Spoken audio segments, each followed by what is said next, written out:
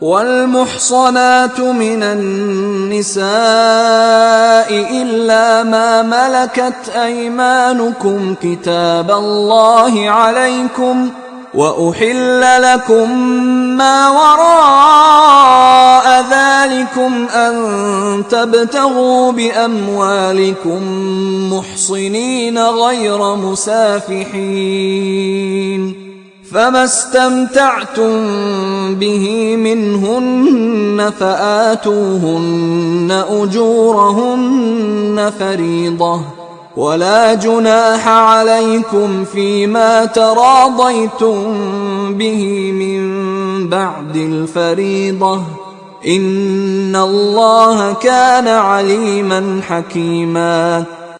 اور شوہر والی عورتیں بھی تم پر حرام ہیں مگر وہ جو اسیر ہو کر لونڈیوں کے طور پر تمہارے قبضے میں آ جائیں. یہ حکم خدا نے تم کو لکھ دیا ہے اور ان محرمات کے سوا اور عورتیں تم کو حلال ہیں اس طرح سے کہ مال خرچ کر کے ان سے نکاح کر لو بشرطے کہ نکاح سے مقصود عفت قائم رکھنا ہو نہ شہوت رانی. تو جن عورتوں سے تم فائدہ حاصل کرو ان کا مہر جو مقرر کیا ہو ادا کر دو اور اگر مقرر کرنے کے بعد آپس کی رضامندی سے مہر میں کمی بیشی کر لو تو تم پر کچھ گناہ نہیں. بے شک خدا سب کچھ جاننے والا اور حکمت والا ہے.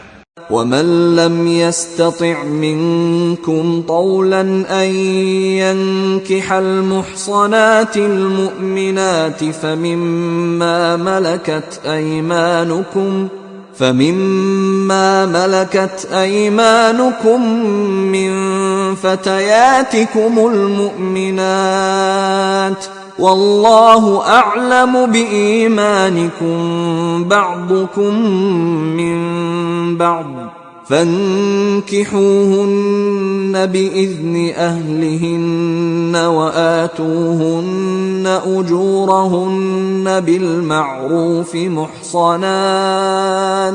محصنات غير مسافحات ولا متخذات أخدان فإذا أحصن فإن أتين بفاحشة فعليهن نصف ما على المحصنات من العذاب ذلك لمن خشي العنة منكم وَأَن تَصْبِرُوا خَيْرٌ لَكُمْ وَاللَّهُ غَفُورٌ رَحِيمٌ.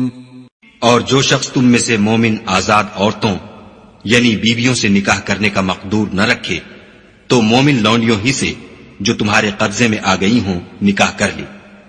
اور خدا تمہارے ایمان کو اچھی طرح جانتا ہے.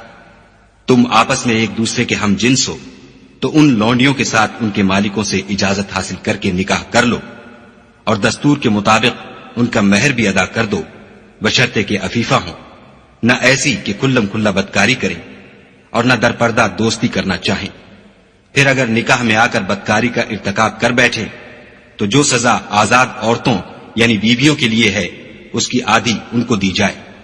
یہ لونڈی کے ساتھ نکاح کرنے کی اجازت اس شخص کو ہے جسے گناہ کر بیٹھنے کا اندیشہ ہو اور اگر صبر کرو تو یہ تمہارے لیے بہت اچھا ہے اور خدا بخشنے والا مہربان ہے. يريد الله ليبين لكم ويهديكم سنن الذين من قبلكم ويتوب عليكم والله عليم حكيم.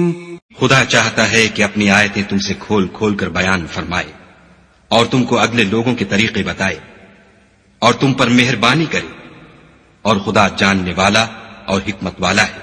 والله يريد أن يتوب عليكم ويريد الذين يتبعون الشهوات أن تميلوا ميلا عظيما.